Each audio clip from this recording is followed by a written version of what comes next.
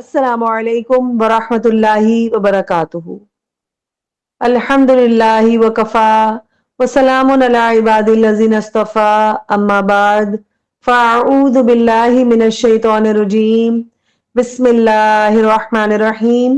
قال اللہ تعالی فی القرآن الکریم، وما ارسلناک الا رحمۃ للعالمین، اور بے شک ہم نے آپ کو تمام جہانوں کے لیے رحمت بنا کر بھیجا ہے۔ آج ہم مدنی زندگی کا چھٹا سال پڑھیں گے انشاءاللہ تعالی۔ اس سبق کے بھی 3 حصے ہیں: غزوہ بنی مصطلق و واقعہ افک، صلح حدیبیہ اور خطوط۔ سب سے پہلے غزوہ بنی مصطلق کو دیکھ لیتے ہیں۔ رسول اللہ صلی اللہ علیہ وسلم کو خبر ملی کہ بنو مصطلق نامی قبیلے کا سردار عرب کے کچھ قبائل کو لے کر آپ صلی اللہ علیہ وسلم سے جنگ کے لیے آ رہا ہے۔ آپ صلی اللہ علیہ وسلم نے صحابہ کو جنگ کی تیاری کا حکم دیا اور بہت جلد دشمن سے مقابلے کے لیے نکل پڑے۔ مریسی نامی ایک جگہ پانی کے چشمے کے پاس دشمن سے مقابلہ ہوا اور فتح یاب ہوئے۔ قیدیوں میں بنو مصطلق کے سردار کی بیٹی حضرت جویریہ رضی اللہ عنہا بھی تھی۔ رسول اللہ صلی اللہ علیہ وسلم نے ان سے نکاح کیا، جس کا فائدہ یہ ہوا کہ مسلمانوں نے بنو مصطلق کے 100 قیدی گھرانوں کو رسول اللہ صلی اللہ علیہ وسلم کے سسرالی لوگ ہونے کی وجہ سے آزاد کر دیا۔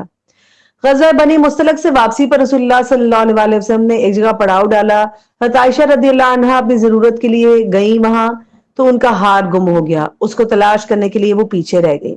لوگوں نے سمجھا کہ حضرت عائشہ رضی اللہ عنہا اپنی سواری پر موجود ہیں اور وہ لوگ نکل پڑے۔ حضرت صفوان رضی اللہ عنہ قافلے کا بچا ہوا سامان لانے کے ذمہ دار تھے، وہ پیچھے رہ جاتے تھے۔ انہوں نے حضرت عائشہ رضی اللہ عنہا کو رسول اللہ صلی اللہ علیہ وسلم تک پہنچایا۔ اس واقعے پر منافقوں نے حضرت عائشہ رضی اللہ عنہا پر نعوذ باللہ جھوٹا الزام لگایا تو اللہ تعالیٰ نے سورۃ نور کی تقریباً 10 آیات نازل فرمائی جو کہ حضرت عائشہ کی برات میں تھی، یعنی ان کو پاک صاف قرار دیا گیا۔ اب ان واقعات سے ہمیں کیا سبق ملتا ہے کہ ہر ایک کے ساتھ اچھا سلوک کرنا ہے، چاہے وہ قیدی ہی کیوں نہ ہو۔ ہرگز کسی پر تہمت یعنی جھوٹا الزام نہیں لگانا، اللہ کی طرف سے یہ بہت بڑا گناہ ہے۔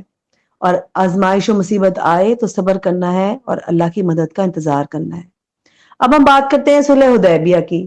سن 6 ہجری میں آپ صلی اللہ علیہ وسلم نے خواب میں دیکھا کہ آپ اپنے صحابہ کے ساتھ عمرہ کر رہے ہیں۔ چنانچہ آپ صلی اللہ علیہ وسلم نے تقریباً 1500 صحابہ کے ساتھ عمرہ کی نیت سے مکہ کا رخ کیا۔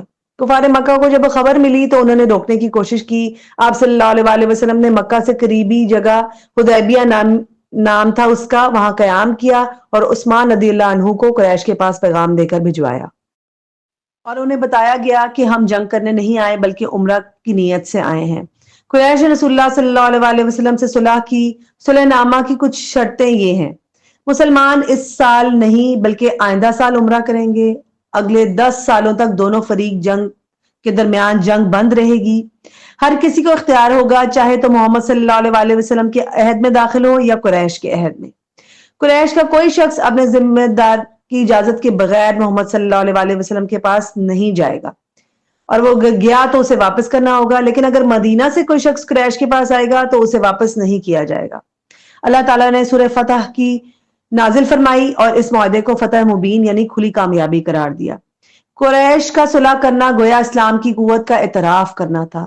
صلح کے بعد اسلام کو بغیر رکاوٹ کے پھیلنے کا موقع ملا۔ جہاں سن 6 ہجری تک مسلمانوں کی تعداد تقریباً 3000 تھی، وہیں فتح مکہ سن 8 ہجری تک مسلمانوں کی تعداد 10,000 ہو گئی۔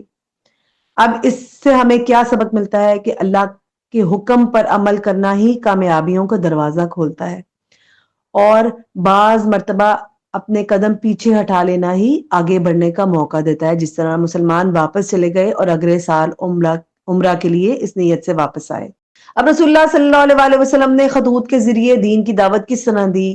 آپ صلی اللہ علیہ وسلم جب قریش سے صلح کے بعد ان کی طرف سے محفوظ ہو گئے تو 8 بادشاہوں اور عمراء کے نام خطوط لکھ کر اسلام کی دعوت دی گئی۔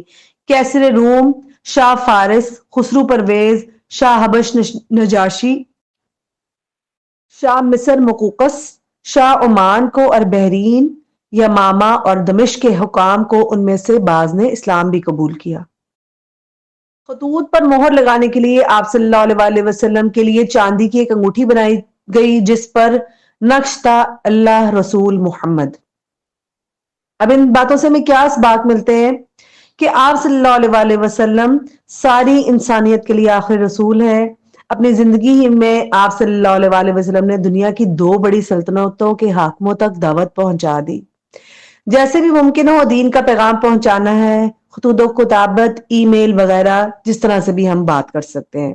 اب دوسرا دور یعنی 6 سے 8 ہجری میں قرآن کی 7 صورتیں نازل ہوئی، تقریباً 2 پاروں کے برابر۔